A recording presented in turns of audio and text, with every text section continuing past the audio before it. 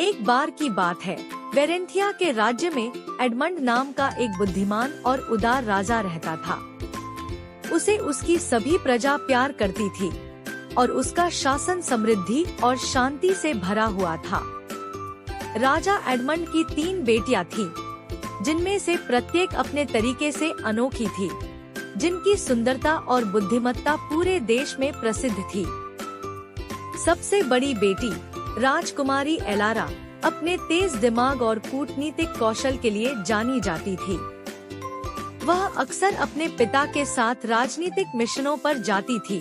अपनी वाक्पटुता और अंतर्दृष्टि से विदेशी गणमान्य लोगों को चकित कर देती थी। बीच की बेटी राजकुमारी एनवेन प्रकृति और कला की प्रेमी थी। वह अपने दिन शाही उद्यानों में वनस्पतियों और जीवों को चित्रित करते हुए बिताती थी। उसकी कलात्मक प्रतिभा उसके काम को देखने वाले सभी लोगों के दिलों को छू जाती थी। सबसे छोटी बेटी राजकुमारी इस्ला उत्साही और साहसी थी, जो हमेशा महल की दीवारों से परे खोज करने की कोशिश करती थी।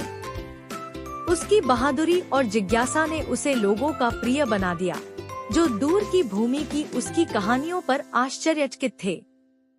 एक दिन राजा ने अपनी बेटियों को महान हॉल में बुलाया। वह बूढ़ा और थका हुआ हो गया था और उनमें से एक उत्तराधिकारी चुनने का समय आ गया था। उसने एक चुनौती पेश की, जो कोई भी राज्य के लिए अपने प्यार को सबसे सार्थक तरीके से साबित कर सकता है, उसे मेरा ताज विरासत में मिलेगा। राजकुमारी एलारा ने स्थायी शांति और समृद्धि सुनिश्चित करने के लिए एक पड़ोसी राज्य के साथ संधि पर बातचीत शुरू की। राजकुमारी एनवेन ने राज्य की संस्कृति का जश्न मनाने के लिए एक भव्य उत्सव का आयोजन किया, जिसमें हर कोने से कलाकारों और संगीतकारों को लोगों के साथ अपने उपहार साझा करने के लिए आमंत्रित किया गया। इस बीच राजकुमारी इस्ला ने अज्ञात क्षेत्रों में कदम रखा, भूमि का नक्शा बनाया और दूर दराज के जनजातियों के साथ संबंध स्थापित किए। विदेशी सामान और रोमांच की कहानियां वापस लाईं।